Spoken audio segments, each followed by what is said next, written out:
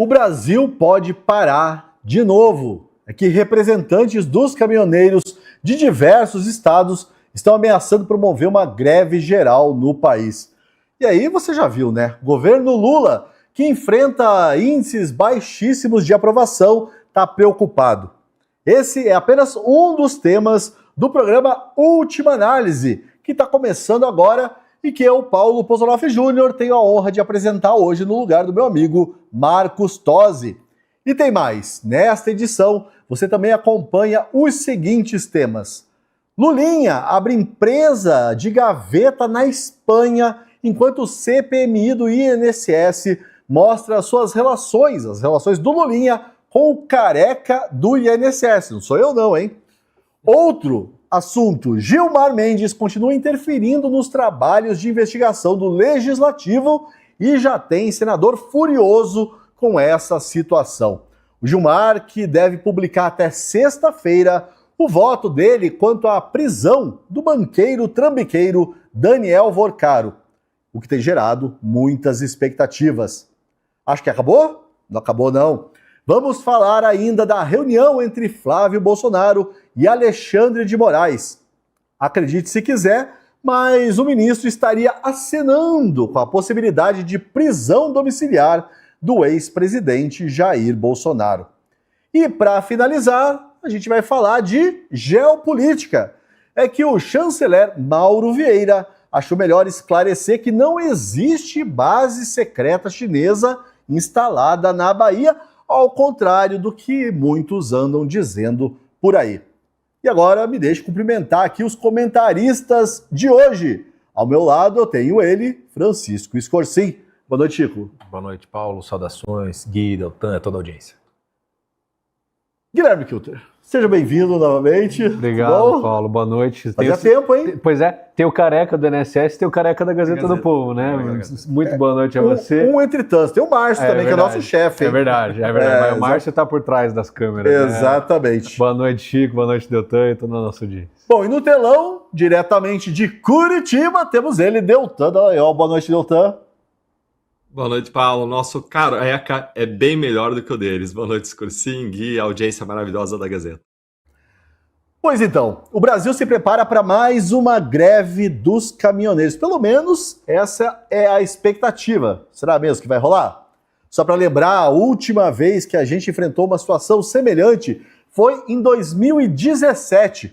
E naquela época a greve gerou caos e contaminou o governo Michel Temer. 17 ou 18? Agora eu não estou lembrado direito. 18? Então 2018. Corrigindo aqui, 2018. E olha que a situação política, né, naquela época não era assim tão ruim quanto hoje. O que nos leva a perguntar aqui para os nossos comentaristas como uma greve dessa magnitude pode impactar a nossa economia e principalmente o cenário eleitoral em 2026. Chico? Eu mesmo? Então tá bom. A gente estava até conversando antes do programa começar, estava perguntando para o Guilherme justamente se ele se lembra de ter vivido, já que é jovem, alguma época de escassez, né, como nós, infelizmente, vivemos na época da inflação, onde era muito comum você ir nos supermercados e não ter os produtos, ou então, dependendo, tinha uns, não tinha outros, e você meio que se habituava com isso. Não era, você sabia que faltar as coisas era uma coisa muito, muito comum, né? Mas com a normalidade, digamos assim, econômica e uma outra coisa também, né, um sinal dos tempos, né, a quantidade de greves, tirando as greves de serviço público, como nas universidades federais, por exemplo, elas se tornaram cada vez mais raras, né? É difícil você ver hoje em dia essas grandes greves que paralisam tudo, salvo quando tem a vinculação com o setor público, né? Acho que a última grande mesmo foi a dos caminhoneiros em 2018 e foi engraçado, eu tô falando disso justamente porque eu me lembro em 2018, como muita gente muito mal acostumada por nunca ter passado por aquilo, tratou o mero medo da escassez, da falta, quase como se fosse um seriado do Walking Dead, né? Vai faltar tudo, vai acabar o mundo. As pessoas começaram a correr no supermercado e compram aqueles papel higiênico. Fardo de papel higiênico. A preocupação sempre das pessoas é papel higiênico. Sempre. Na pandemia foi a mesma coisa, foi todo mundo comprar papel higiênico. Isso quer dizer muita coisa, né? Ou quer dizer, muita coisa de uma mesma coisa, mas quer dizer em alguma medida. Então tem algo que eu estou levando isso em consideração, porque eu acho que esse tipo de coisa, se acontecer, se perdurar o suficiente para que isso tenha um impacto de fato econômico, e, portanto, também eleitoral, eu não sei muito bem mais como o Brasil lida com essas coisas. Eu tenho a impressão que a gente vive num tempo, em gerações, mesmo as antigas acho que já entraram nisso, em que a gente não aguenta muito tempo de dificuldade, a gente não tem muita paciência para as coisas, a gente está completamente de saco cheio de um monte de coisa, né? A gente quer que as coisas se resolvam o mais rápido possível, né? Se a gente for até o Poder Judiciário, que todo mundo sabia que quando você entrava no Poder Judiciário era melhor você esquecer, porque ia levar anos. Hoje em dia, as ações do Poder Judiciário, o que acontece na terça, muda na quarta, já tem um desenvolvimento na quinta, tudo muito assodado, tudo acontecendo muito rapidamente. Então eu acho que o povo não tem mais tolerância para muita coisa, o povo não tem mais paciência para muita coisa, e o povo tem uma facilidade tremenda para culpar os governantes. Aqui não estou nem dizendo que é o Lula ou não, se fosse o Bolsonaro, seria o mesmo impacto. É muito difícil os governos conseguirem contornar tudo isso, salvo apelando por um populismo o mais barato e o mais destruidor do nosso futuro, né, dando tudo o que se pede para os caminhoneiros para que a economia não trave. Num ano eleitoral como esse, com o Lula tão complicado, tão nas cordas em vários sentidos, algo assim é basicamente a cereja do bolo para a oposição se isso acontecer. O que é bom a gente levar em consideração, porque muito da greve talvez possa estar sendo inflamada politicamente mais do que por uma questão de fato de existencial ou econômica, né? Ou seja, eu acho que assim, se essa greve acontecer e ela durar alguns dias razoavelmente para se criar aquele clima de Walking Dead, eu acho que é algo inevitável que o impacto eleitoral vai ser gigantesco, porque a economia brasileira ela patina, ela não sai do lugar, tá todo mundo meio de saco cheio, quer dizer, os grandes temas é segurança, é corrupção, a economia não está nem tanto, mas se você coloca isso na mesa, fica muito difícil do Lula conseguir reverter a sua imensa rejeição, e é mais uma razão para talvez, quem sabe, ele até nem sair como candidato, porque eu sempre estou falando aqui, né? Eu só vou acreditar que o Lula é candidato na hora que a coisa ficar confirmada, aparecer nos registros do TSE. Até lá, eu não sei não. Do jeito que a coisa vai, eu não acho que ele vai entrar para perder, não. Kilter, eu quero saber de você, né, como uma greve desse tipo pode impactar a economia e o ano eleitoral, mas eu quero também saber de você se existe essa expectativa da direita de que haja uma greve, apesar do caos, justamente para ter algum tipo de impacto eleitoral em 2026. Com certeza, Paulo. Eu acho que é uma série de acontecimentos e fatores aqui que entram em ebulição, tudo junto na mesma panela de pressão. Primeiro, um acontecimento externo, geopolítico, né? A gente teve aqui a questão do conflito geopolítico dos Estados Unidos com o Irã. E ali está fora do nosso controle, está fora do controle do Lula ou qualquer coisa nesse sentido. O que aconteceu? O Irã fechou o Estreito de Hormuz, por onde passa grande parte do petróleo do mundo, dos barris de petróleo que vêm dos navios ali saindo do Oriente Médio, dos países produtores de petróleo, e se distribuem no mundo todo, vendendo. Desde então, as economias do mundo todo entraram em circuito. A da Coreia do Sul, por exemplo, uma economia que depende amplamente da compra e importação de petróleo, entrou em circuit break, ou seja, a bolsa teve que paralisar para não quebrar. E aqui no Brasil o efeito é um pouco diferente. Por quê? Porque diferente da maioria dos países da Europa ou ali do sul da Ásia, o Brasil é um país exportador de petróleo. Nós produzimos muito petróleo e vendemos muito mais do que compramos. Então nossa balança é positiva. Isso faz com que o real se valorize. É por isso que está tendo guerra e mesmo assim o dólar está caindo em relação ao real, porque a gente vende petróleo a um valor mais caro. Porém, contudo, entretanto, nem tudo são flores, né? O diesel nós não produzimos, nós não exportamos na mesma medida que o petróleo, ou seja, nós precisamos importar. E qual que é o grande problema? Os caminhões que rodam o Brasil afora, abastecendo os supermercados e a mesa, tirando a soja lá do campo, levando até a transportadora, levando até o supermercado, todos esses caminhões usam o diesel. E aí o diesel explodiu de valor aqui no Brasil. Só o petróleo, por exemplo, teve uma alta de 70% no preço internacional. Na bomba, disparou o preço do diesel, já passando aí de R$10 em algumas cidades. E os caminhoneiros não conseguem aguentar pagar esse valor, porque o preço do diesel sobe, mas a remuneração demora muito mais para subir. Ou seja, eles ficam no prejuízo. E aí os caminhoneiros decidiram não, assim não vai ficar. Vai lembrar que o Lula, algum tempo atrás, logo no início do seu governo, tirou a paridade internacional do preço do petróleo aqui no Brasil com o resto do mundo. Ou seja, não seria um índice automático, o preço do petróleo brasileiro não seguiria o mesmo valor do resto do mundo. Isso fez com que houvesse uma diferença. No início da guerra, essa diferença era mínima, coisa de 1, 2% do preço do barril do petróleo no Brasil para o resto do mundo. Com a guerra, essa diferença explodiu. A gente está falando de mais de 60% diferença do preço do barril do petróleo no Brasil em comparação ao resto do mundo. Ou seja, teve uma diferença de preço que precisa ser resolvida e aí o Lula precisou repassar isso para a bomba do combustível. Só que teve dois movimentos.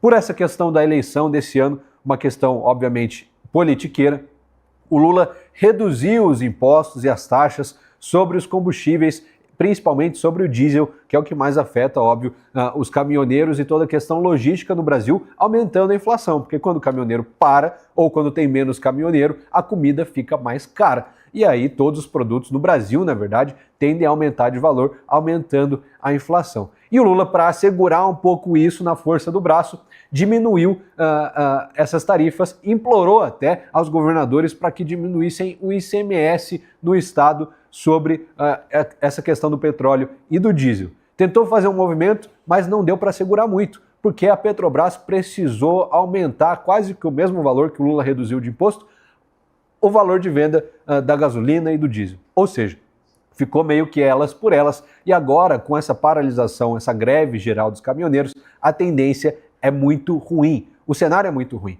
A gente vai ver pessoas correndo aos postos de combustíveis para abastecer seu carro, gerando um grande desabastecimento nos postos de combustíveis, porque a gente tem cada vez menos navios chegando no Brasil para carregar com diesel, gasolina, petróleo e derivados. Ou seja, quando o petróleo está muito defasado, o preço do petróleo, do barril está muito defasado no Brasil em relação aos outros países, os demais países, as demais economias não são bobas, elas vão lá e vendem para os outros, vem menos navio para o Brasil. Então o Lula tem um grande xadrez para equalizar a questão internacional e até uma questão política com os Estados Unidos e o Trump, que a gente vai falar um pouco mais aqui hoje, mais tarde no programa, com a questão interna das eleições e da greve dos caminhoneiros. Eu não sei como ele vai sair dessa, eu sei que todas as últimas enrascadas que o Lula se meteu, ele só se afundou mais. As únicas coisas positivas para o Lula nos últimos anos, desde o início do seu governo, foram coisas que não dependeram dele, mas sim dos outros, principalmente as tarifas do Trump impostas ao Brasil, por exemplo. Vamos ver agora o que acontece, Paulo, mas na minha perspectiva, vai daqui para pior. Ele vai sair dessa como sempre, tomando uma cervejinha e tal. Chupando jabuticaba. Exatamente.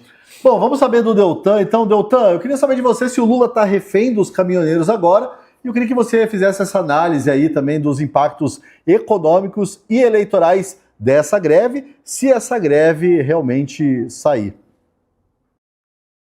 Paulo, os caminhoneiros eles se reuniram hoje à tarde, várias entidades de caminhoneiros, como a gente não via há muito tempo. A gente mencionou aqui a paralisação de 2018, teve outras pequenas paralisações em 2021, em 2022, até teve o 7 de setembro, teve a manifestação de apoio a Bolsonaro, mas nada se compara aí nos tempos recentes ao que aconteceu em 2018, quando realmente a categoria parou. E não só parou, mas bloqueou estradas por 10 dias. Houve desabastecimento não só dos supermercados, mas de medicamentos nas farmácias, de produtos industriais, de produtos que são necessários para a produção em escala, para produção intermediária, para inserir componentes eletrônicos em produtos, para que a indústria possa dar vazão à sua produção. Então foi um episódio bastante caótico. E por que aconteceu esse episódio lá atrás, em 2018? Porque houve, ao longo de um ano, um aumento no preço do diesel de cerca de 50%. E o que aconteceu agora? Agora aconteceu, nesse começo do ano, um aumento de 20% do preço do diesel. E por que os caminhoneiros eles são tão sensíveis a isso?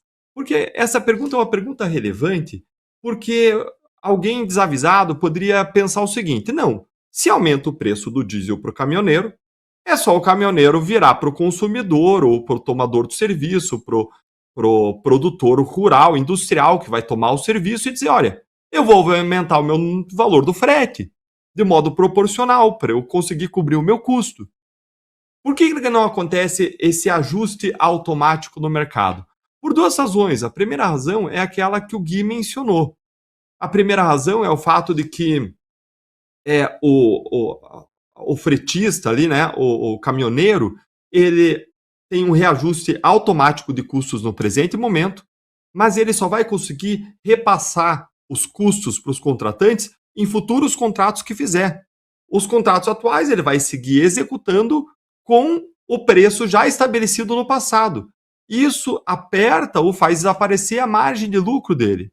A segunda razão é que o valor do combustível ele compõe aí 30% a 50% do valor do frete, do custo do frete. Isso não só pelo custo da ida do transporte, mas porque muitas vezes o caminhoneiro ele vai voltar e nem sempre com uma carga. Então, o valor do combustível acaba sendo aí muito significativo dentro do valor do frete.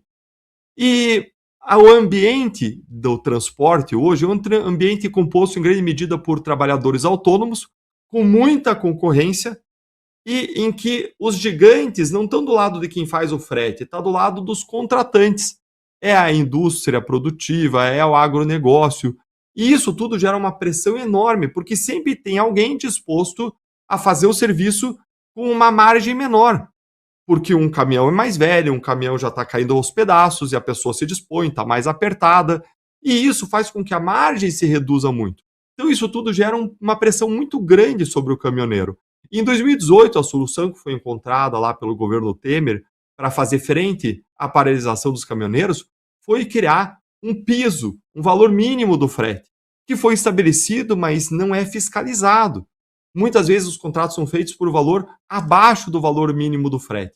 Então, os caminhoneiros agora estão debaixo de imensa pressão, cogitando essa paralisação, trabalhando, várias entidades já se manifestaram em favor disso.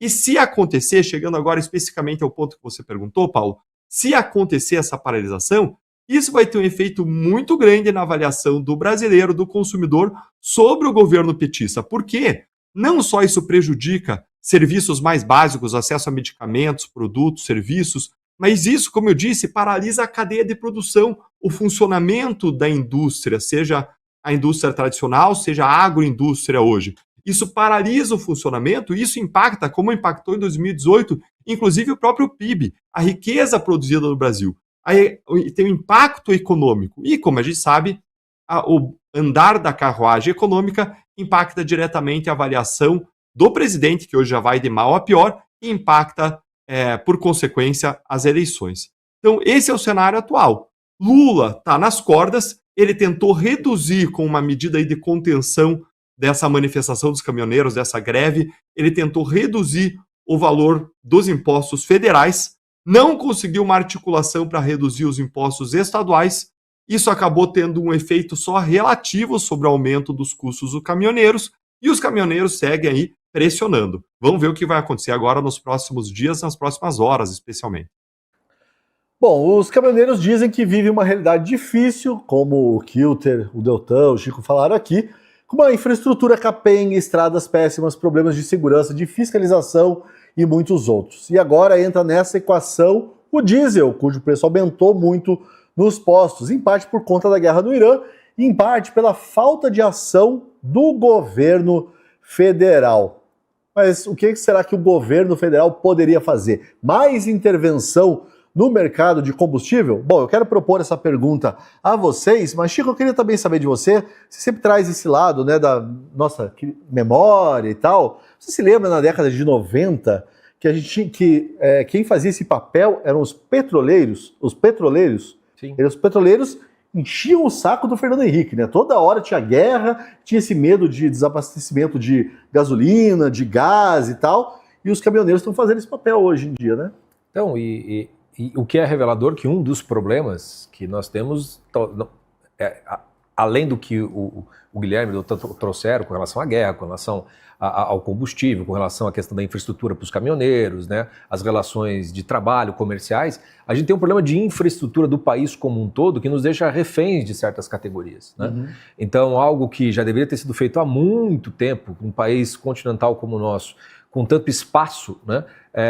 O Brasil deveria ser cortado por ferrovias por todos os lados, né? Onde você teria um impacto no desperdício, inclusive na velocidade do transporte das cargas, inclusive da melhoria das estradas, né? Não significa, talvez tivéssemos menos caminhoneiros trabalhando, mas certamente em condições muito, muito melhores. O que eu quero dizer com isso? Que, de modo emergencial, a margem que o governo tem para conseguir fazer alguma coisa é muito pequena. e é muito pequena para conseguir um resultado efetivo. O que ele pode fazer é prometer mundos e fundos, levantar uma série de coisas e aquela coisa do cobertor curto. Então você concede uma série de coisas para os caminhoneiros, você tenta segurar artificialmente os preços e é aquela coisa. Se você faz isso aqui, você vai ter que tirar de um outro lugar, que é o que o governo do PT tem feito o tempo todo, né? Quando dizem, vamos dar isenção do imposto de renda de R$5.000. Beleza, aumenta trocentos impostos para tentar cobrir aquilo e aquilo que o governo aparentemente deu com uma mão está tirando com a outra. De maneira emergencial, e isso que me parece preocupante, eu acho que o governo as cartas que ele tinha para dar, ele já está utilizando, né? E a possibilidade de que a greve aconteça mesmo assim, me parece bastante grande. Para se conseguir algo muito maior, precisaria do apoio dos governadores, para se conseguir diminuir os impostos estaduais, para dar uma espécie de alívio também, porque também não vai ser uma solução. Ou seja, a situação ela é muito grave porque não há muito o que fazer para se conseguir manejar de maneira emergencial e urgente a situação. O que realmente resolveria isso é algo que depende de pensamento estratégico de longo prazo, é algo que tem a ver com infraestrutura, e o Brasil é péssimo nisso. A gente pode contar nos dedos os governos que fizeram algo estrutural de longo prazo. E aqui não entra nem uma questão de valoração ideológica, se foram bons governos ou não. É apenas uma constatação de que quando um governo faz isso, ele deixa uma estrutura que perdure da forma para vários governos posteriores. Vamos chegar... Getúlio Vargas. Né?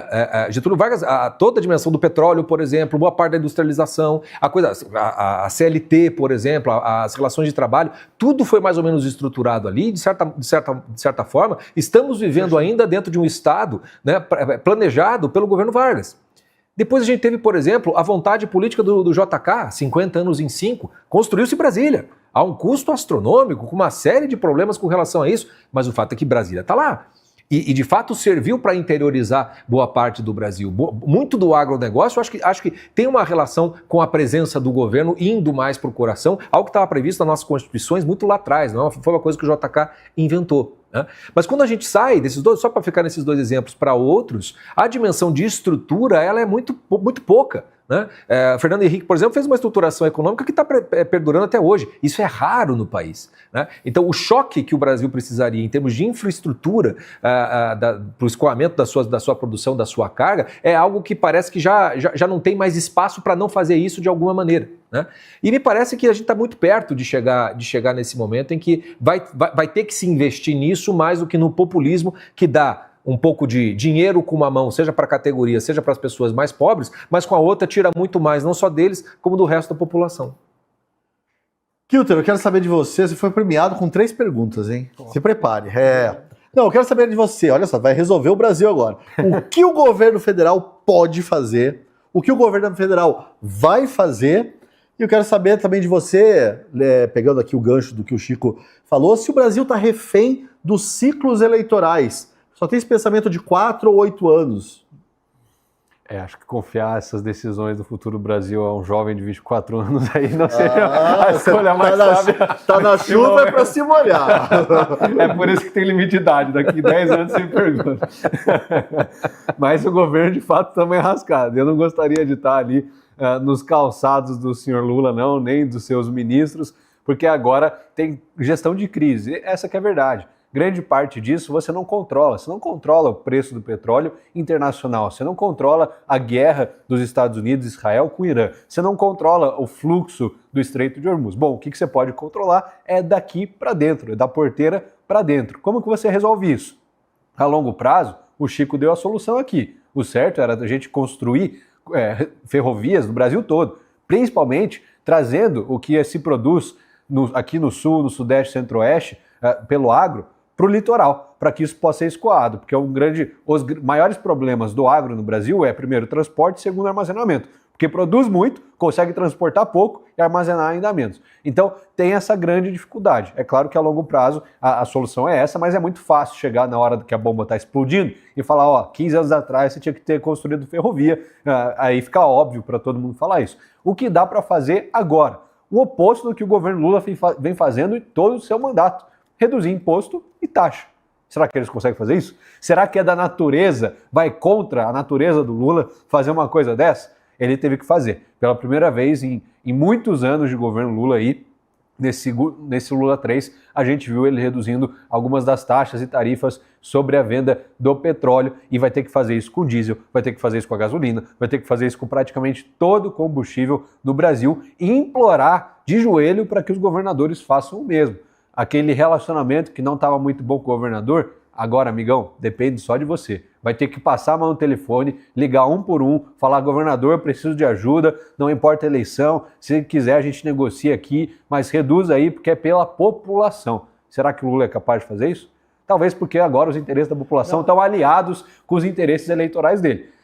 O imposto menor dos governos estaduais é um preço menor ali na bomba de combustível e logo um desgaste ainda menor para o governo Lula. Então, quando interessa a ele e as suas intenções políticas e eleitorais, quem sabe ele faz. E eu já encaminho para a sua última pergunta, Paulo.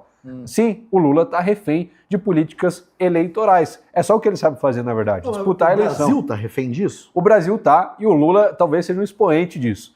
Porque, claro, quando você pensa um país de 4 em 4 anos, que permite uma reeleição, que permite um presidente voltar pela terceira vez, porque se a gente estivesse nos Estados Unidos, Lula não poderia ter voltado ao poder. Já teria ali seus 2 mandatos, acabou. Ainda mais depois de ser preso, né? Então, o Brasil tem uma série de problemas. O Flávio Bolsonaro já protocolou uma PEC que aumenta o mandato de presidente para 5 anos e acaba com a reeleição. Talvez seja uma solução, mas ainda assim, acredito, Paulo, que o brasileiro ainda pensa muito a curto prazo. E aí é uma questão de cultura, uma questão de educação, de se investir muito mais nessa educação, pensar um projeto de país. Por exemplo, por que a China não tem esse problema e é muito bem resolvida de forma da infraestrutura, das ferrovias, o transporte fluvial, a questão energética? Porque, obviamente, eles pensam em milênios. Eles não pensam de 4 em 4 anos, eles pensam em eras, em milênios, e óbvio que você tem um governo comunista no poder que não sai. Então eles conseguem pensar Me deu a um longo certo prazo. medo agora que você elogiou a China. Não. Olha o corte ainda. Não. Elogiando a China aí é perigoso, Tem cara. a cultura e tem a realidade política comunista do Partido Comunista Chinês que se mantém no poder há muito tempo. Então eles querem mais que os países, principalmente os Estados Unidos, se explodam nessa guerra econômica, porque eles estão muito bem lá, obrigado, com o seu capitalismo de mercado e seu comunismo politiqueiro. Então é assim que o Brasil precisa amadurecer e trabalhar cada vez melhor. Vamos pensar em um projeto do Brasil? Vamos. Então começa a fazer as ferrovias agora, para o próximo presidente, não o próximo, o outro, entregar isso daí. Será que dá? Será que consegue? Aí já é outra questão. Eu vou te apertar um pouquinho mais, Kilter, porque você mencionou os governadores desse equilíbrio, esse diálogo difícil, né, que o Lula agora enfrenta, vai ter que dialogar com os governadores. Eu quero saber se você acha que os governadores estão dispostos a abrir mão aí de receita para ajudar, não é só ajudar o governo federal.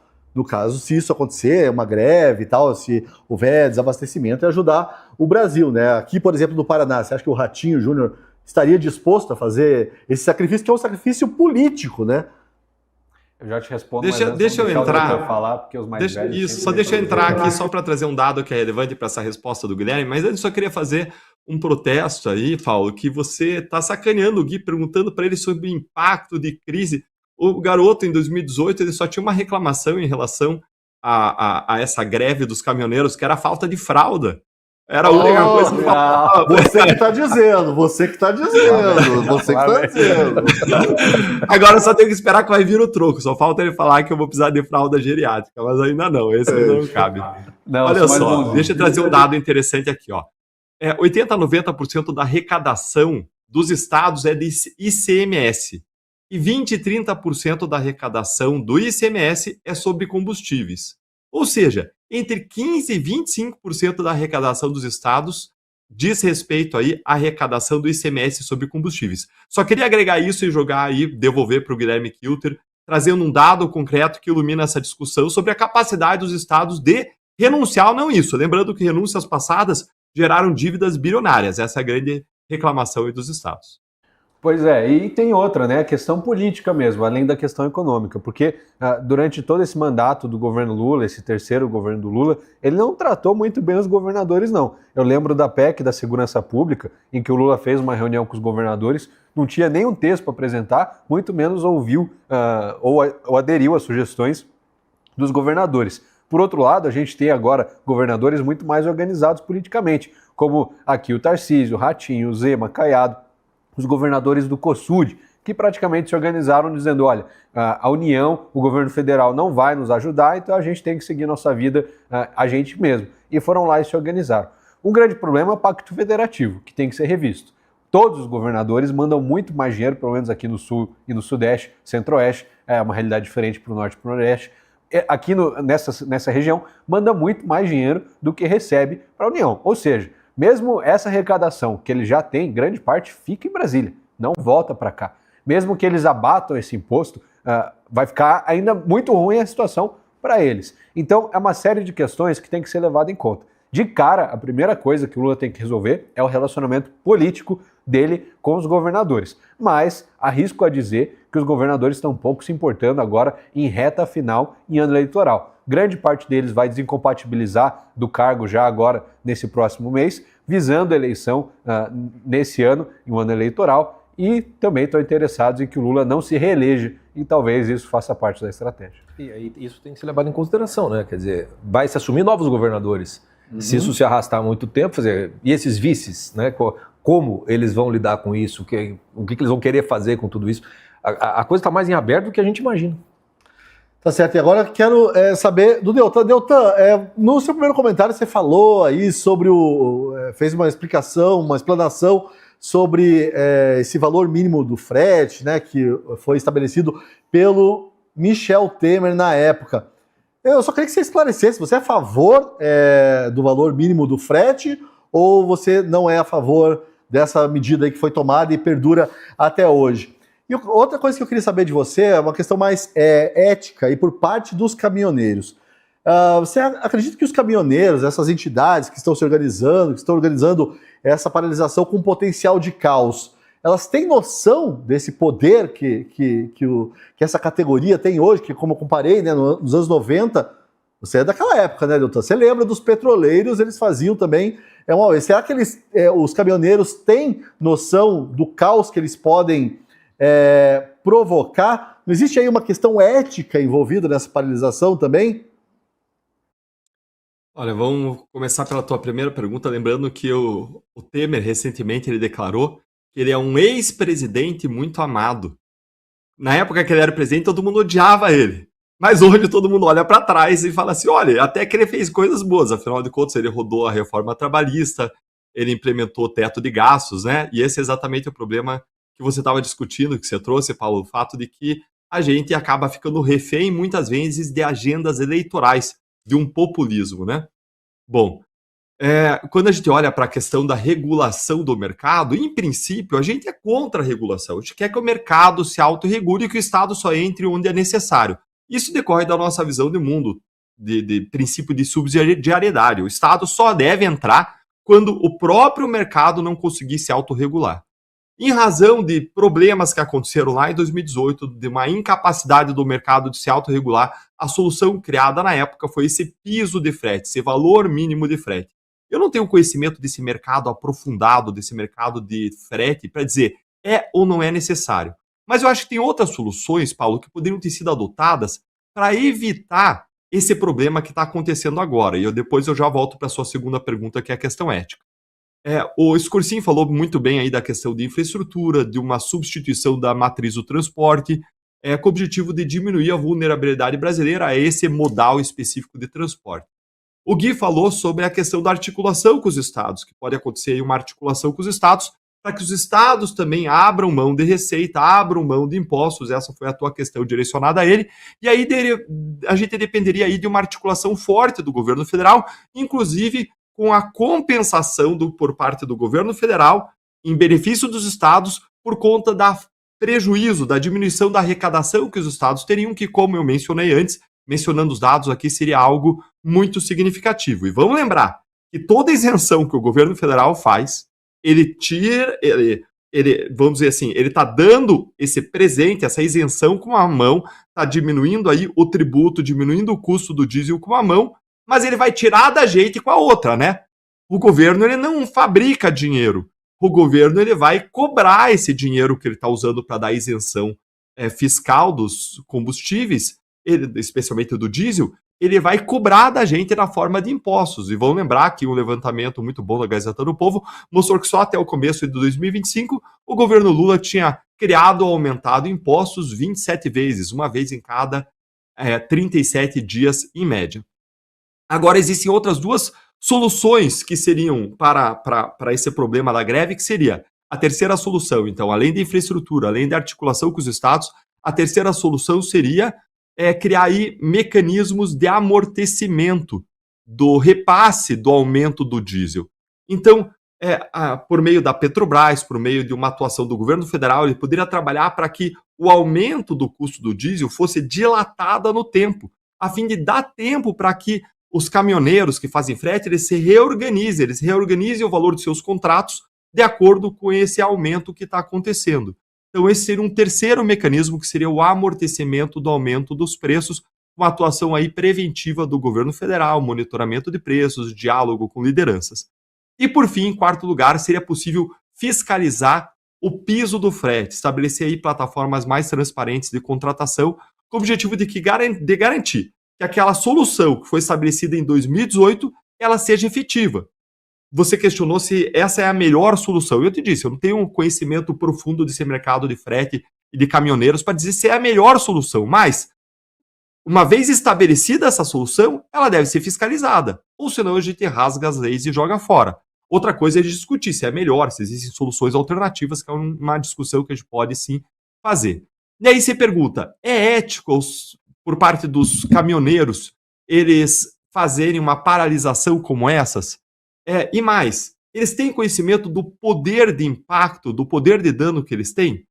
Eu acho que eles não têm não só um conhecimento, mas eles não têm assim esse poder de articulação, porque é uma categoria altamente informal e desorganizada. Embora eles tenham ali algumas associações, como aquelas que estão se reunindo hoje, em grande medida, o mercado do frete ele se dá por autônomos, por pessoas que não estão ali organizadas dentro de grandes associações, dentro de sindicatos.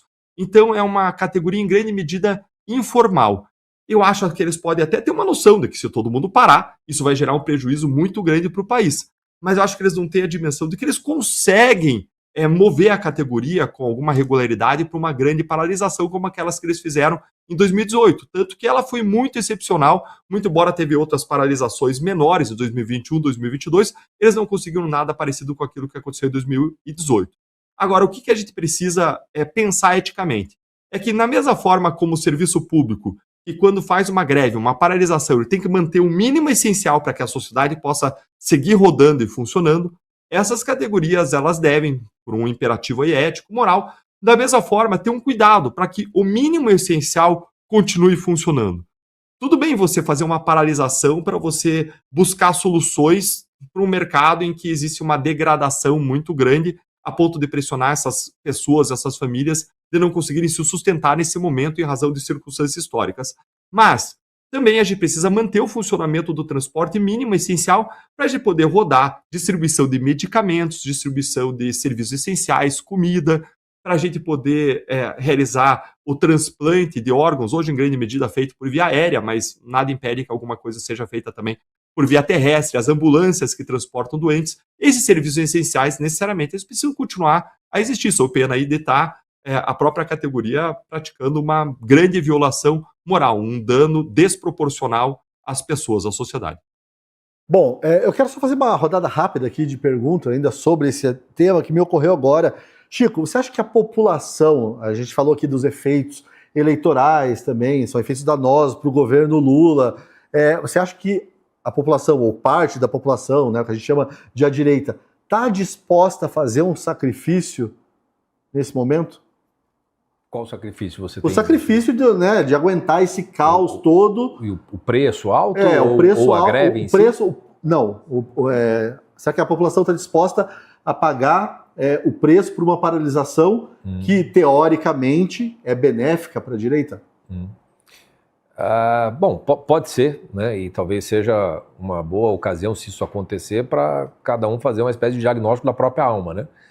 Para saber o quanto que a dimensão ideológica não está tomando a frente de tudo, né? Se você está prejudicando um monte de gente só porque o seu adversário político vai se ferrar com isso, é bom talvez você fazer um exame de consciência, porque talvez você não esteja preocupado com o bem comum. Uma das convicções aqui da nossa Gazeta do Povo é justamente o fato de que o bem comum, né, da sociedade é algo que a gente tem que buscar o tempo todo. Mas assim, mesmo que existam pessoas que vejam no quanto pior, melhor, nesse contexto, eu acho que a maioria da população não pensa assim, e eu acho, voltando ao meu primeiro comentário, que a população ela já tem feito sacrifícios há tanto tempo, com tantas coisas, que eu acho que a margem é cada vez menor para isso.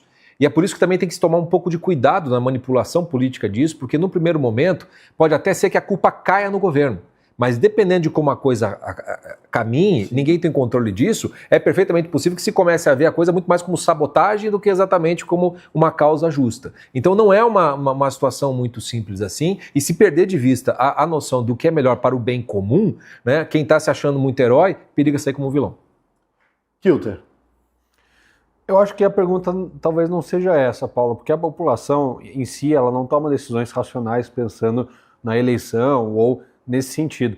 É exatamente esse o objetivo da greve dos caminhoneiros, que a população se revolte, que a população fique sim irada contra o governo, porque eles já estão. Eles estão querendo repassar essa frustração para todo mundo. Talvez fosse demorar um pouco mais para o resto da população sentir, já está sentindo em grande massa, as pesquisas todas mostram isso. A questão é, até quando vai suportar? E agora chega um ponto de ebulição. Quando você soma a insatisfação geral da população com uma grande crescente nos preços, na bomba da gasolina, no supermercado, nos serviços básicos, nos itens básicos ali, seja do que for, de higiene, saúde, alimento, etc. Quando você coloca tudo isso na mesma balança, pesa muito contra o governo.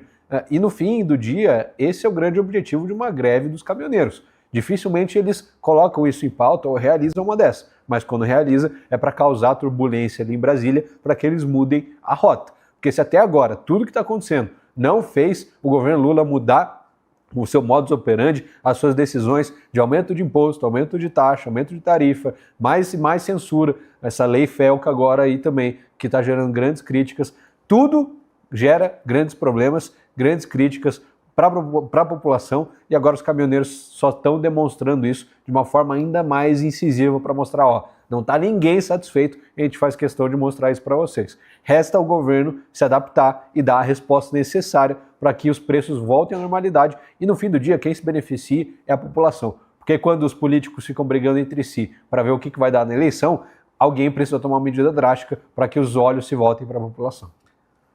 Bom, Doutor, você viu aí que o Kilter está empolgado, né? Eu quero saber de você aí, você acha que a população está disposta a fazer esse sacrifício?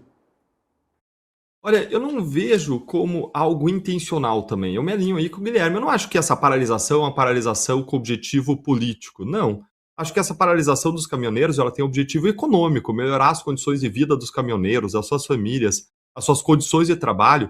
E é uma categoria importante, essencial, são pessoas que acordam cedo, que honram a camisa que vestem, trabalham de manhã à noite, muitas vezes viram noites trabalhando em jornadas extenuantes, e pessoas que têm que ser valorizadas, buscar a própria valorização, e elas têm direito, sim, de greve, eles têm direito de parar, de cruzar os braços, de usar os instrumentos de pressão que eles tenham para buscar as reivindicações daquilo que eles entendem que eles têm direito. E aí se abre, como em todos os outros casos, uma negociação com o governo e com a sociedade. O que é aquilo para o que eu chamei a atenção, é o fato de que numa greve, da mesma forma como uma greve no serviço público, você deve cuidar dos bens essenciais da comunidade, você tem que proteger aquilo que precisa continuar rodando na sociedade sob pena de um dano desproporcional, muito grande. Mas eles têm todo o direito, sim, de fazer a sua pressão, de fazer a sua articulação e de abrir essa negociação com o governo e com a sociedade. Quanto ao resto da sociedade, eu não acho que as pessoas vão ter sequer uma escolha de estarem ou não dispostas a sofrer os custos disso. Essas pessoas, elas podem sim, para evitar sofrer os custos, pressionar o governo por uma solução. E eu acredito que o efeito, não o objetivo dessa manifestação dos caminhoneiros, vai ser uma insatisfação muito grande da sociedade, o que vai sim ter uma dimensão e um impacto eleitoral. Agora, é muito difícil fazer uma pergunta assim, nossa, será que a população, sabendo dos custos que vai ter para a economia e dos benefícios eleitorais, ela concordaria com isso? Aí já teria que começar dividindo o eleitorado e fazendo uma análise de quem vai se beneficiar politicamente disso. Partindo do pressuposto de que Lula vai ser não beneficiado, mas prejudicado por essa manifestação, aí você vai ter aí 50% da sociedade que vai poder fazer essa ponderação de custo-benefício. E mesmo esses 50%, eles não vão ter uma dimensão do tamanho do prejuízo econômico. Mal a gente tem agora, estudando, olhando, analisando, quanto mais a população, de forma geral, vai ter uma dimensão concreta para fazer essa análise. É muito difícil especular nesse terreno, Paulo. Olha, eu não vou fazer um chute aí, porque ficaria muito no terreno aí abstrato de especulação sem base em evidência. Bom, e agora eu vou fazer uma pausa aqui na discussão para pedir para você assinar a Gazeta do Povo. Aproveite a nossa promoção da Semana do Consumidor e assine a Gazeta do Povo. É que assinando a Gazeta do Povo agora, pelos links que você encontra na descrição ou no chat deste vídeo, aí onde vocês estão brigando provavelmente, você paga apenas R$ 1,90 por mês nos 6 primeiros meses. Você pode ainda usar o QR Code na tela ou então acessar diretamente o site, deixa eu pegar fôlego aqui, www.gazetadopovo.com.br/oferta. Já é assinante? Mas gosta do nosso trabalho? Bom, então que tal nos ajudar a manter o nosso canal aqui no YouTube? É isso mesmo! Você pode fazer isso entrando para o nosso clube de membros aqui do canal. E acredite, pessoal, faz muita diferença para a gente. Agora, vamos voltar para a nossa discussão aqui, dizendo que o senador Flávio Bolsonaro ele se reuniu nesta semana com o ministro Alexandre de Moraes para pedir que o ministro reconsidere a decisão de manter o pai dele, né, o ex-presidente Jair Bolsonaro, na Papudinha. O Flávio quer que o pai fique recolhido à prisão domiciliar, mais adequada a uma pessoa na condição de saúde dele. Essa conversa se deu na presença do advogado do Bolsonaro, Paulo Cunha Bueno, e segundo testemunhas, o Alexandre de Moraes teria dito que entende a relação de pais e filhos. O que quer que isso signifique, né? Bom, Chico, quero saber de você, por que essa relutância em dar a prisão domiciliar para o Bolsonaro e o que você achou dessa iniciativa do senador e pré-candidato Flávio Bolsonaro de ir lá e conversar com o Alexandre de Moraes? A razão pela qual o Alexandre não dá a domiciliar nem nada é porque ele é um sujeito autoritário, um sujeito impiedoso. Você acha? Um pouquinho, né? Autoritário, impiedoso e também muito vingativo, né? É bom lembrar aquilo que surgiu de que ele diz que eles acabaram com a minha vida, né? Então ele está meio que fazendo essas pessoas pagarem pelo que fizeram, né? E o problema é que o Alexandre de Moraes ele já demonstrou uma configuração na qual ele não recua. E tem algo que o Alexandre de Moraes não conseguiu fazer. Ele conseguiu prender o Jair Bolsonaro, ele conseguiu prender um monte de gente, né, condenar para décadas, né, de prisão, mas ele não conseguiu convencer a maioria da população de que aconteceu o que ele disse que aconteceu. Já não tinha, no auge de quando a imprensa passava pano para tudo que ele fazia, já não tinha essa maioria dizendo que concorda que houve um golpe ou não, e hoje as pesquisas vão dizendo que isso aumenta o número de pessoas que vê que talvez não tenha acontecido absolutamente nada do que disseram que aconteceu. Tá? E para o Alexandre de Moraes, e eu estou falando isso porque ele não recua. Então, quando ele vê algo assim, ele não vai sentir o temor de que, puxa, então é melhor eu dar uma aliviada. Ao contrário, ele sempre acelera mais. Ele sempre, então, pune mais. Ele sempre vai mais para cima. Vamos lembrar o que ele fez com o Felipe Martins agora recentemente, né? Porque o Felipe Martins foi transferido, né, por uma questão de segurança pessoal. Ele mandou voltar imediatamente, não quis nem saber por quê. Porque não fizeram do jeito que ele queria. Né? Então, quando as coisas não são como ele manda, como ele quer, ele dificilmente recua. E é por isso que a gente está numa situação sem saída, limite com o Alexandre de Moraes, porque me parece que não há outra possibilidade de solução do STF, senão a retirada, meio que a forceps, no sentido da lei, né, com o impeachment, dessa figura e talvez junto com ele vários outros. Né? E aí eu entro na análise da atitude do Flávio Bolsonaro. A Michele Bolsonaro já tinha feito essa atitude de conversar com o ministro Gilmar Mendes, tentou acho que conversar com o Alexandre de Moraes, não sei se chegou a conversar com ele também, para pedir essa intervenção mais humanitária. E aí eu acho que além de ser uma relação de filho, do filho que vai pedir, mesmo para o tirano, né? A gente pode aqui lembrar uma das maiores obras da literatura ocidental, que é a Ilíada, do Homero, depois que o Aquiles mata Heitor, o filho do rei Príamo, o livro basicamente, a história basicamente termina com o Príamo se humilhando, pedindo por favor para o Aquiles que devolva o corpo do Heitor para que ele possa ser enterrado da maneira mais correta, segundo a religião dos troianos, né? Então, este movimento da Michelle Bolsonaro e agora do Flávio Bolsonaro, ele não apenas algo que humaniza o Flávio Bolsonaro.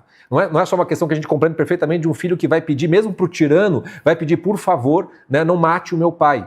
Inteiramente compreensível, e acho que talvez seja essa o sentido da frase do Alexandre de Moraes. Mas também tem algo que vai funcionar muito, e estamos num plano eleitoral, não dá para dissociar essas coisas, né, em que ele se coloca como o sujeito que não vai pela linha do Alexandre de Moraes, que está disposto a conversar. Aqueles movimentos que o Flávio precisa fazer para parecer mais moderado do que talvez o pai conseguiu ser, isso tem um efeito muito grande. Com uma maioria que vê na prisão do Jair Bolsonaro uma injustiça, quando você vê um filho pedindo por favor ao ministro, e até o Brasil inteiro, né, porque o disco virou completamente, né, virou vento, né, até o Globo, o jornal Globo, que foi um dos poucos jornais com editoriais que jamais concedeu que havia erro na condução do processo, como o Estadão e a Folha de vez em quando falavam alguma coisa, até eles estão dizendo que é hora da prisão domiciliar. Então esse movimento do Flávio, ele é não só humano, ele é não só filial, como ele é também muito eleitoral, coloca um sujeito que tem uma espécie de moderação e que sabe conversar até com o seu maior algoz de uma maneira até humilde, vamos dizer assim, né? Sem querer derrubar o ministro, mas pedir para que o ministro simplesmente cumpra a lei, porque nós não estamos falando nada demais aqui, né?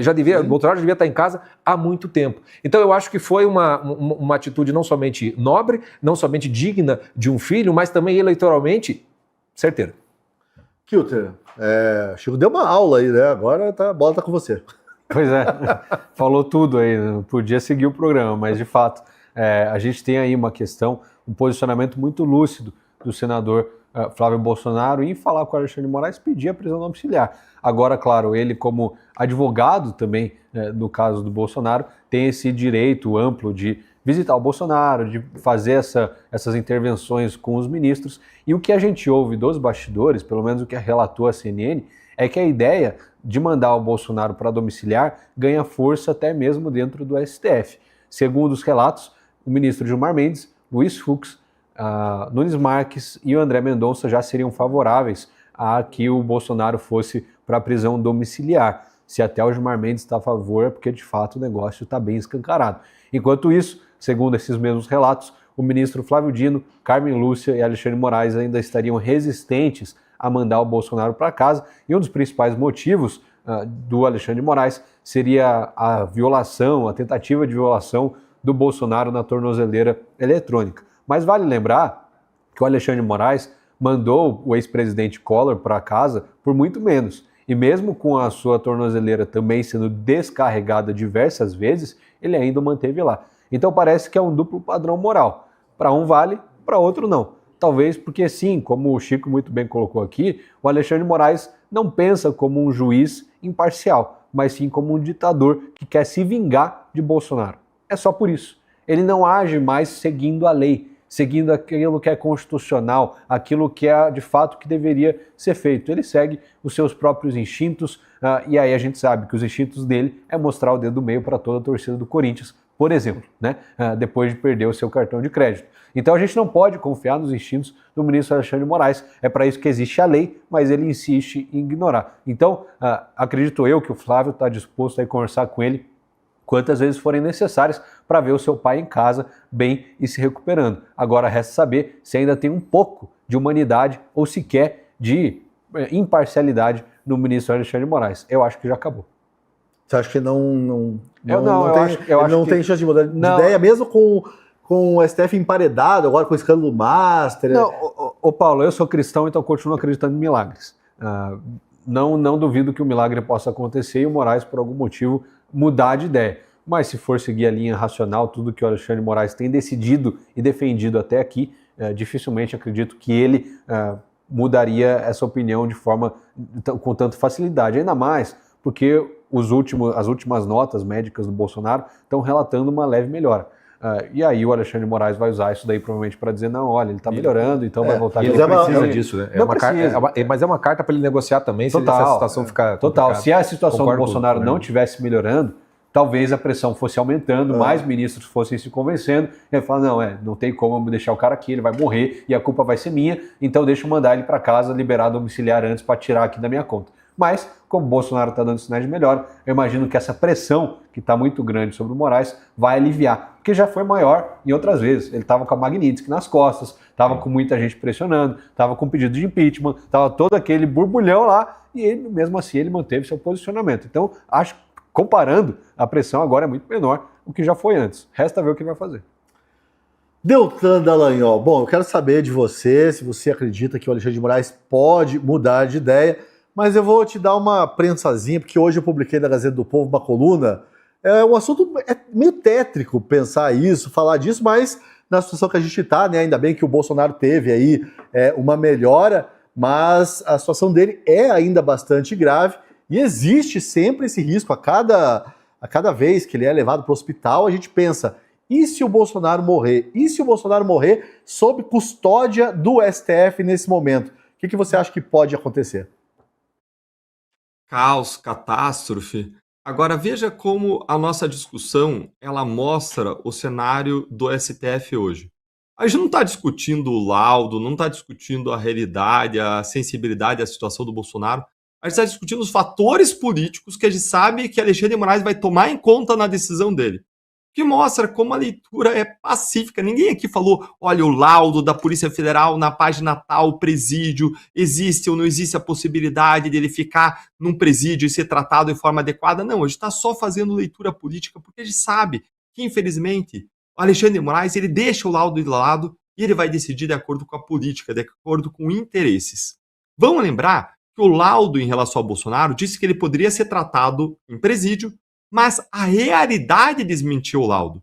Ele foi para a UTI, ele teve o refluxo com materiais gastrointestinais, isso desceu pelas vias respiratórias, isso afetou o pulmão, ele teve uma pneumonia nos dois lados, em razão da aspiração de material que veio do sistema digestivo para o sistema respiratório, ele teve uma insuficiência renal, ele tem 7 cirurgias nas costas, a realidade desmentiu o laudo que embasou a decisão do começo do mês, de 4 de março, salvo engano. Então, a realidade agora já é outra. E a realidade ampara a decisão da prisão domiciliar. Já amparava, mas agora ampara ainda mais. E vamos lembrar que, no caso do Collor, existia um laudo do sistema carcerário, do sistema penitenciário, que dizia que o Collor, sim, poderia ser tratado no sistema penitenciário, mas por razões humanitárias, Alexandre de Moraes desconsiderou o laudo e mandou ele para casa. No caso, ir para uma mansão de 9 milhões de reais, à beira-mar, mandou o Collor condenado por corrupção na Lava Jato. Aí o Bolsonaro não. Aí, no caso do Bolsonaro, mesmo a realidade desmentindo o laudo, ele mantém preso. Agora, a equação, como vocês estão bem analisando, é uma equação política. E veja, você trouxe outros elementos. Essa equação está ficando cada vez mais complexa, Paulo. Veja, quando a gente olha para o passado, o Scorsin bem ressaltou que a negativa da prisão domiciliar deriva de um desejo de vingança, de um perfil vingativo do ministro, que perdeu a sua vida privada em razão desse caso, em razão, vamos dizer assim, da adversidade que surgiu entre o bolsonarismo e Alexandre de Moraes. Mas aí foi colocado também na equação o momento presente. O Scorsin acho que fez uma leitura muito boa, a mesma leitura que eu faço. O Flávio, quando ele vai lá e se coloca como um advogado de forma respeitosa, mas com postura ereta para pedir a liberdade do pai, ele está mostrando um grau de maturidade, de inteligência emocional ali, que é aquela que a gente espera ver num presidente da República. Então ele está se comportando da forma mais adequada possível dentro do contexto eleitoral. Não que ele faça isso pelo contexto eleitoral, mas é uma forma mais adequada que mostra uma maturidade. Agora, além disso, a gente tem que olhar para o futuro. Em relação ao futuro, Moraes está impedindo Bolsonaro de voltar para casa para dificultar e impedir articulações políticas, porque lá no presídio tem visita limitada. Em casa você não tem razão para você impedir visita. Não tem todas as questões de administração penitenciária que são impedidoras, são obstáculos para visitas frequentes. Então, em casa, ele poderia fazer uma articulação política com vista à eleição muito mais forte. E a gente sabe que o Supremo morre de medo de um Senado tomado pela direita. Além disso, tem aí uma coisa que você mencionou, Paulo, na passagem aí das perguntas, que é o emparedamento que Alexandre de Moraes está sofrendo junto com Dias Toffoli. Será que isso muda a equação? Não. Muda para que lado? E ainda tem um outro aspecto que ninguém mencionou aqui, que é o seguinte. Flávio Bolsonaro está rivalizando com Lula ali, até ganhando em alguns cenários eleitorais para o segundo turno nas projeções de voto. Será que o fato de que Flávio Bolsonaro é não só presidenciável, mas um potencial aí futuro presidente da República, isso não muda a equação? Será que agora o Moraes vai dizer, é melhor eu fazer uns pontos com ele, eu conseguir um favor, porque em algum momento eu vou precisar dele, talvez seja o momento de eu fazer um crédito nessa conta corrente relacional, porque eu estou devendo inclusive no caso Massari, eu posso precisar dele em algum momento. E ainda você traz para a equação o risco de um falecimento, ninguém quer que aconteça, mas é um risco enquanto ele é mantido num cárcere, mesmo tendo o risco aí de broncoaspiração, né, dele aspirar material gastrointestinal aí, é um risco que tem. E o episódio da UTI mostra isso claramente. E se isso acontecer, gente, é o pior cenário possível para o Moraes, porque vai existir uma indignação tão grande que eu acho que isso vai influenciar as eleições agora de outubro. Então, a equação está cada vez mais complexa e o cenário está pendendo, está começando a favorecer cada vez mais, sim, a decisão de uma prisão domiciliar. Agora, se Alexandre de Moraes vai fazer ou não, olha, eu já cansei de tentar entender Alexandre de Moraes. Alexandre de Moraes é alguém que foge à minha compreensão. Acho que eu não parto dos mesmos pressupostos, das mesmas visões de mundo que ele. Não consigo entender esse homem. Porque em vários momentos ele age simplesmente de forma até contra-intuitiva ou não racional. Chico, vai pensando aí que depois você dá uma dica pro Deltan tentar entender o Alexandre de Moraes, algum personagem da literatura. Vai pensando, tô te dando tempo pra você pensar. Tá bom. Bom, e o ministro Gilmar Mendes continua gilmarizando por aí, né? O Gilmar Mendes, se você não lembra, quem não lembra, é aquele que recentemente anulou a quebra de sigilos da empresa do ministro Dias Toffoli, decretada pela CPI do crime organizado, entre outras estripulias. Ontem, quem ficou uma arara com o Gilmar Mendes foi o presidente da CPMI do INSS, o senador Carlos Viana. Ele teve que cancelar a sessão da CPMI, que aconteceria hoje, porque o Gilmar Mendes desobrigou uma testemunha-chave de comparecer. Os membros da CPI iriam colher o depoimento da presidente do Banco Crefisa, Leila Pereira, que teria que explicar operações suspeitas de empréstimos concedidos a aposentados e pensionistas. Bom, eu sou um conservador, né? Eu estava seguindo aqui uma roda, mas agora eu vou mudar porque a gente vai falar de Gilmar Mendes e eu tenho certeza de que o Deltan Dallagnol está louco para falar sobre o Gilmar Mendes. Diz aí, Deltan. Sempre. Para falar de Gilmar Mendes, a gente está sempre de prontidão. Bom, o ministro Gilmar Mendes ele impediu que vá depor na CPMI do INSS uma pessoa agora nesse momento. Agora, essa decisão, por incrível que pareça, presta atenção, por incrível que pareça, raramente eu vou falar isso do Gilmar Mendes, ela se alinha com as próprias decisões do ministro André Mendonça, que segue a técnica e a jurisprudência do tribunal. Mas isso não significa que Gilmar não está gilmarizando, para não dizer barbarizando, usando aí a palavra aí, o seu neologismo aí, ó, essa invenção que eu acho que se aplica muito bem para o Gilmar que você fez, viu, Paulo? Olha só, a segunda turma do STF, mesmo tendo formado maioria para manter a prisão do Daniel Vorcaro, com Mendonça, com Fux, com Nunes Marques, e lembre que o Toffoli se declarou suspeito, se afastou do julgamento, falta só o Gilmar Mendes dar o voto, e ele não deu ainda. Ele tem até sexta-feira para depositar o seu voto. Mas já se está especulando que Gilmar vai gilmarizar no seu voto. Segundo o Estadão divulgou, o Gilmar está preparando aquilo que se chama de voto dogmático, um voto todo doutrinário, todo técnico, mas a técnica do Gilmar tradicionalmente é para inglês ver. O voto do Gilmar tende a ir além do caso concreto e fixar algumas teses, e 3 pontos devem aparecer. Primeiro, o Gilmar deve defender que interceptações telefônicas, que análises de conteúdos de telefones, laudos que avaliam mensagens trocadas, devem excluir, devem destruir mensagens e fotos e conteúdos que não têm relação com a investigação. Essa seria uma reação direta aos vazamentos de mensagens íntimas aí do Vorcaro. Segundo ponto, o Gilmar ele pode questionar a contemporaneidade dos fatos que embasam a prisão. Esse seria um argumento em que a defesa do Vorcaro tem batido bastante. Ou ainda, o Gilmar poderia levantar a possibilidade de outras medidas cautelares suficientes. Mas olha, isso tudo seria tão absurdo, esse segundo ponto aqui, sobre a contemporaneidade dos fatos. Gente, essa prisão já está mais do que demonstrada. Então, embora a imprensa tenha especulado em relação a isso, eu não acredito que ele vai fazer. O Gilmar é altamente estratégico, ele não dá ponto sem nó. Em relação à questão da destruição dos materiais que não dizem respeito às investigações, isso aí eu acredito que ele pode sim avançar nessa direção. Mas tem um terceiro ponto ainda que foi levantado pela imprensa. Tem uma expectativa de que o Gilmar mencione, ainda que de forma aí enviesada, oblíqua, a morte do sicário nas dependências da Polícia Federal no mesmo dia em que ele foi preso. E ele pode querer construir uma teoria conspiratória contra a Polícia Federal, porque ele é um dos ministros que está mordido com a Polícia Federal, que tem avançado as investigações que atingem ministros do Supremo. E eles, você sabe, se sentem intocáveis. Então pode vir aí alguma teoria conspiratória sem fundamento contra a Polícia Federal, da mesma forma como ele fazia teorias conspiratórias aí contra a Lava Jato. Agora, deixa eu trazer alguma coisa para minha conta, tá? Não o que a imprensa diz. Eu não duvido que Gilmar comece a plantar uma semente de uma nulidade futura. Eu não duvido que ele comece a falar da impossibilidade da Polícia Federal investigar ministros do Supremo sem expressa autorização e que qualquer coisa que tenha sido pega que possa impactar o ministro no futuro é nulo porque nunca se cogitou isso antes. Ou seja, Gilmar é excluir a possibilidade daquilo que ele chama em direito penal de encontro fortuito de provas em relação a ministros.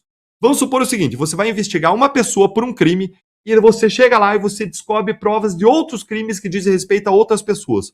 Hoje se entende plenamente que você pode usar isso, mas eu não duvido que o Gilmar invente alguma teoria maluca para blindar os seus colegas, porque ele faz isso e ele joga esse xadrez aí da política, esse xadrez dos bastidores do Supremo, muito bem. E vamos lembrar o que Gilmar fez recentemente.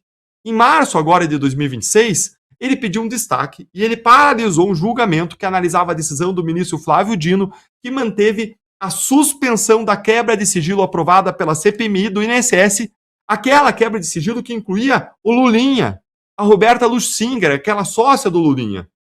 E aí o Gilmar pediu a suspensão do julgamento e levantou ali questões sobre a amplitude das investigações da CPMI, protegendo e blindando o Lulinha. Possivelmente, na nossa análise, um favor para Lula pai, que pode ser cobrado a qualquer momento. Além disso, vamos lembrar que Gilmar Mendes deu uma decisão estarrecedora, absurda, esdrúxula, suspendendo a decisão da CPI do crime organizado de quebrar o sigilo da empresa do Toffoli, da Maridit. E ele determinou ainda a inutilização dos dados obtidos. Ele argumentou que a CPI extrapolou o objeto de investigação, mas era uma medida legítima e pior, Gilmar fez o que era ilegítimo. Ele tirou da gaveta uma coisa de 3 meses, estava lá parada, arquivada, tudo para dar a paralisação, a anulação da quebra do sigilo da Maridit. Ou seja, ainda que nesse caso específico da testemunha contra a qual surgiu o presidente da CPI, o senador Carlos Viana, reclamando, ainda que nesse caso Gilmar possa estar seguindo os precedentes, Paulo, a gente vê Gilmar gilmarizando. Gilmarizando aí no caso da prisão do Daniel Vorcaro, que eu não duvido que ele venha plantar alguma nulidade, fora as questões levantadas pela imprensa. Gilmar está gilmarizando na decisão do Flávio Dino, que suspendeu a quebra de sigilo do Lulinha, e aí ele pediu vista para enrolar, provavelmente para que passe o tempo e acabe a CPMI, sem que a CPMI possa ter tido acesso aos materiais do Lulinha, e ele também gilmarizou nessa CPI do crime organizado, quando ele barrou acesso ao material da Maridit. Então Gilmar está sendo Gilmar, emitindo uma série de decisões que, na prática, garante a impunidade de grandes corruptos e dos seus colegas do STF. Evidentemente, a proteção da intimidade é um direito fundamental, mas ela não pode ser usada como um escudo para impedir que o Congresso, no exercício da sua função constitucional de fiscalização, tenha acesso a informações relevantes sobre um escândalo que envolveu bilhões desviados. E também não pode ser usada como um escudo para ministros do STF, tornando eles uma caça de intocáveis. Bom, vamos ver aí, né, Deltan, se a gente consegue convencer o pessoal da Academia Brasileira de Letras a registrar essa palavra, esse neologismo, esse verbo gilmarizar. Bom, e vale lembrar, como o Deltan até mencionou, que o Gilmar Mendes foi o único ministro lá da turma a não votar ainda no julgamento da manutenção ou não da prisão do banqueiro Daniel Vorcaro. Ele tem até essa sexta-feira, dia 20, para proferir, para publicar o seu voto, mesmo que o placar já esteja decidido por 3-1 pela manutenção da prisão. E enquanto o Gilmar decide aí o seu voto, dizem por aí que o novo advogado do Vorcaro já bateu a porta da Polícia Federal para fazer uma delação premiada do cliente dele. E aí, Chico, quero saber de você, será que vai sair uma delação bomba? Uma delação, assim, mais ou menos? Será que vai pegar só sardinha e nenhum tubarão? E eu quero também dizer o que você espera desse voto, quero que você diga o que você espera desse voto do Gilmar Mendes. A gente vai se divertir? Não, a gente passou do ponto de se divertir com essas coisas já faz alguns anos, que já não tem mais a menor graça, né? Eu espero, de fato, assim, uma suposta construção dogmática, teórica do direito, que não significa absolutamente nada. É uma imensa bolha de sabão que o ministro Gilmar Mendes deve estar construindo para uma realidade jurídica no país em que já não importa absolutamente mais nada as leis, a doutrina, a jurisprudência. Eles criam, reconstroem conforme o sabor dos ventos, né? A própria questão da CPI, da CPI, por exemplo, de abertura, né? No governo Bolsonaro, era direito da minoria, o presidente não poderia impedir. Agora já mudaram, né? A própria forma como as CPIs funcionam, já está na hora do Congresso rever a lei ou fazer uma nova lei sobre as CPIs para poder permitir que eles tenham uma CPI, porque do jeito que a coisa está, e não é só o ministro Gilmar Mendes, vários outros deram decisões parecidas, inclusive o ministro André Mendonça, nas quais no fundo, o STF não permite mais que o Congresso faça uma CPI, a não ser que interesse a ele. Aí obriga a abrir a CPI, obriga a que as investigações aconteçam, que as pessoas compareçam. Num passado, lá para trás, né, antes da Lava Jato, que acho que foi com a Lava Jato que começaram a colocar tantos empecilhos, as CPIs tinham muito mais liberdade e, portanto, muito mais poder do que se tem hoje em dia.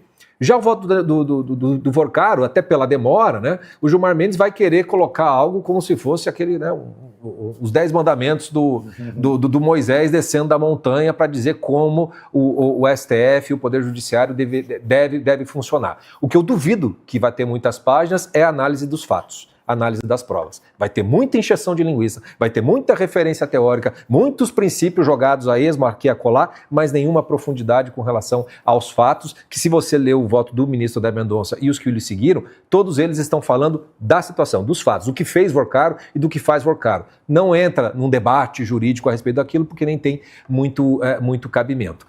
E sobre a delação, se vai ser bomba, se vai ser meia bomba, se não vai ser, eu acho uma incógnita, porque embora, né, eu acho que o ministro da Mendonça deve estar andando em ovos, porque ele não pode dar um risco, um fiapo de dúvida para alguma eventual nulidade dos seus pares a respeito dessa atuação.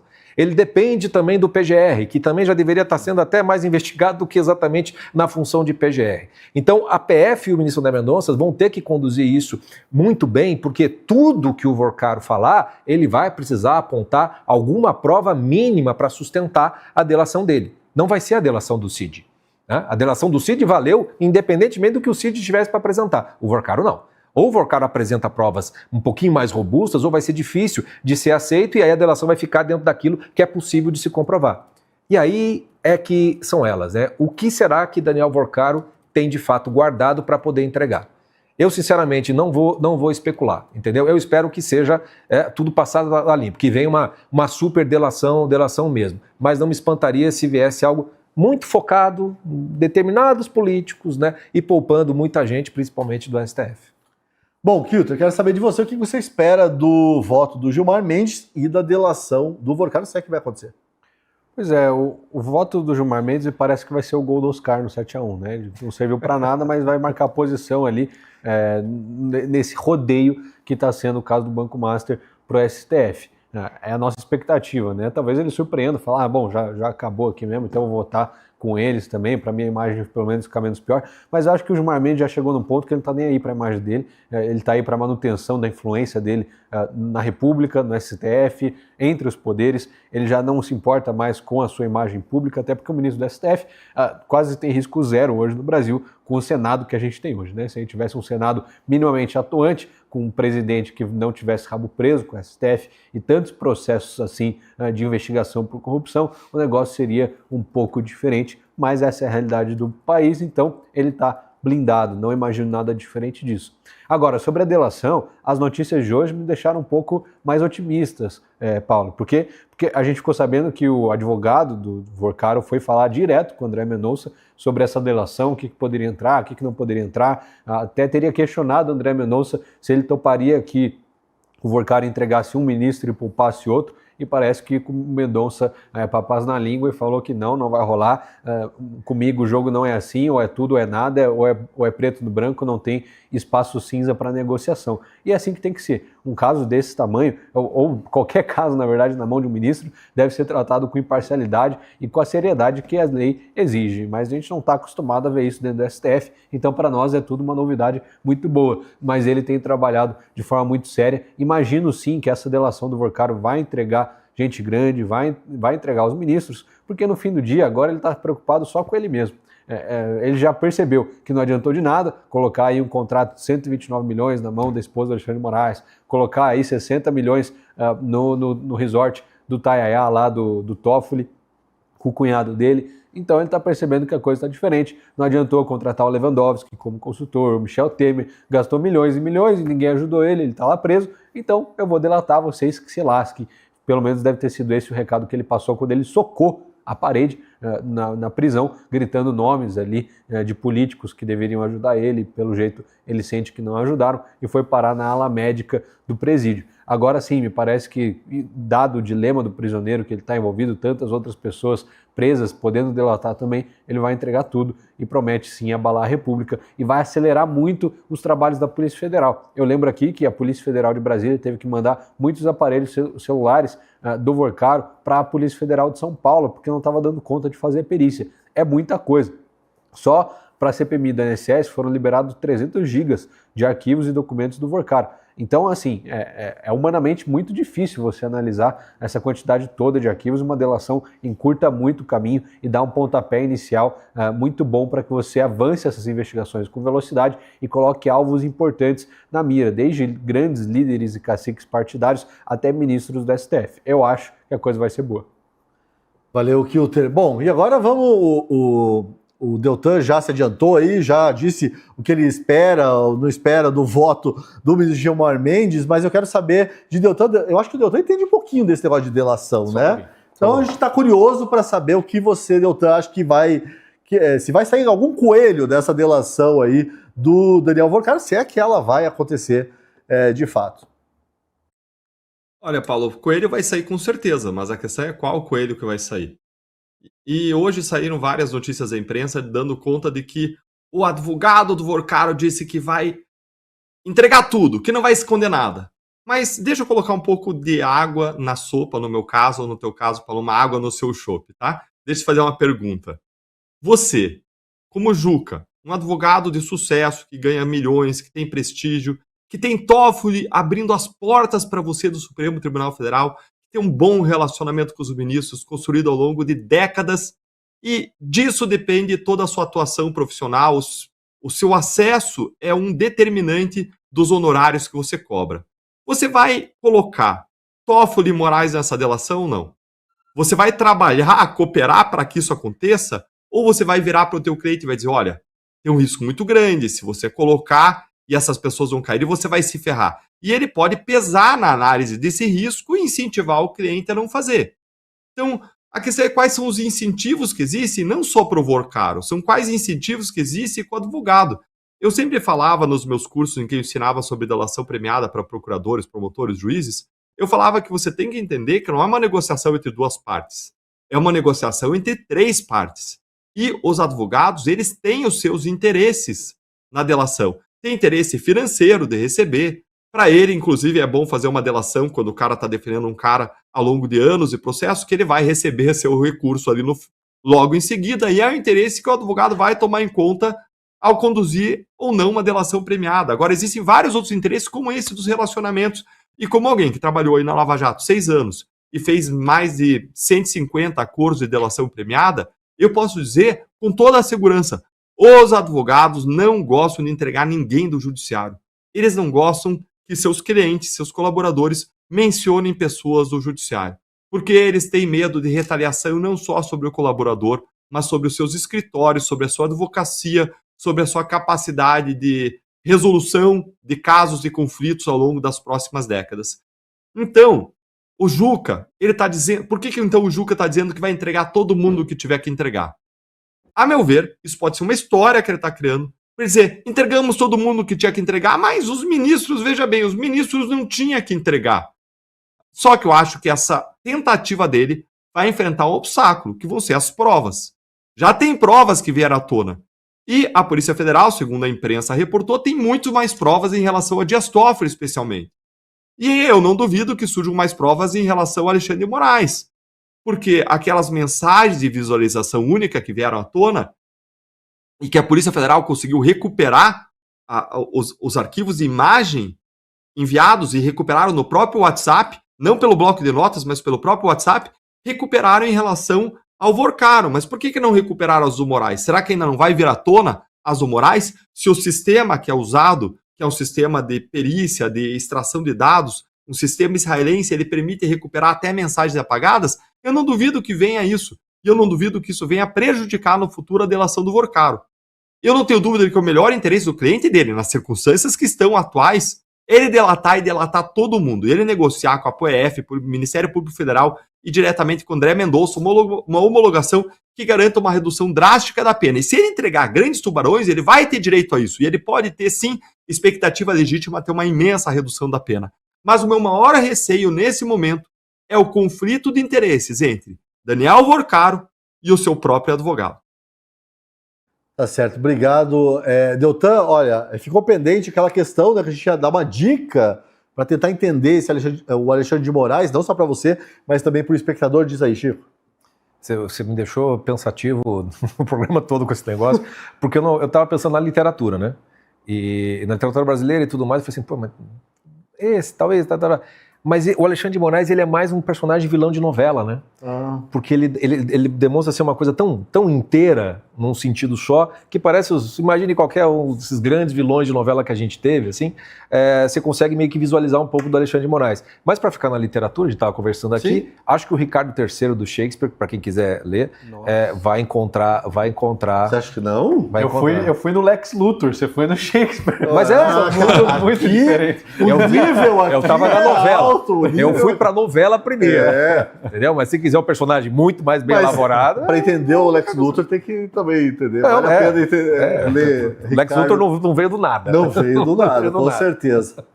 Bom, e agora novamente eu queria pedir para você assinar a Gazeta do Povo. Por favor, assine a Gazeta do Povo. Aproveite a nossa promoção da Semana do Consumidor.